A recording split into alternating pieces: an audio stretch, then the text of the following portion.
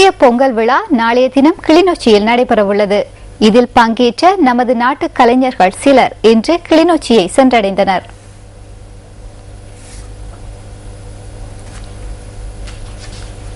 இவர்கள் நமது சகோதர மொழி கலைஞர்கள். இன்று அதிகாலையில் இவர்கள் அனைவரும் கோட்டை ரயில் நிலையத்திற்கு வருகை தந்தனர். கொழும்பில் இருந்து சுமார் 260 கிலோமீட்டர் தொலைவில் உள்ள கிளிநொச்சியை நோக்கி இவர்கள் புறப்பட தயாராகின்றனர். கிளிநொச்சியில் கொண்டாடப்பட உள்ள தேசிய பொங்கல் விழாவில் பங்கேற்பதற்காகவே இவர்கள் கிளிநொச்சி நோக்கி பயணமாகின்றனர்.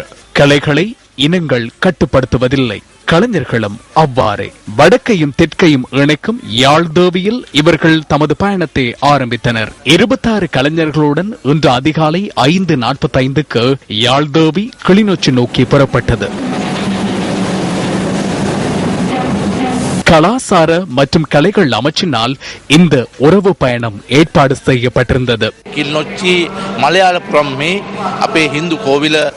மலையாளபுரம் இந்து ஆலயத்தில் தமிழ் மக்களுடன் கொழும்பு வாழ் எமது கலைஞர்கள் நாட்டை பலப்படுத்தும் இனத்திற்கு புதிய தகவலை வழங்குவதற்காக முதலாவது தடவையாக ரயில் பயணத்தை ஆரம்பித்துள்ளனர். 30 வருடங்களுக்கு முன்னர் கோட்டை ரயில் நிலையத்திற்கு முன்பாக நின்று இது தொடர்பாக கதைக்க முடியாத நிலை காணப்பட்டது. ஆனால் இன்று கிளிநொச்சி, மாங்குளம் மற்றும் முல்லைத்தீவு ஆகிய பகுதிகளுக்கு பயணிக்கக்கூடிய நிலை உருவாகியுள்ளது. மகப ரயில் நிலையத்தை கடந்து மதியம் 1:40 மணியளவில் யாழ்தேவி கிளிநொச்சியை சென்றடைந்தது.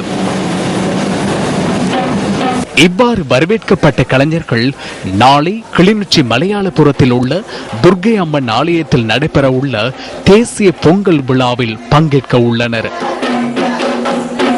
இங்கு 1008 பானைகளில் பொங்கல் பொங்குவதற்கான ஆயத்தங்கள் மேற்கொள்ளப்பட்டுள்ளன.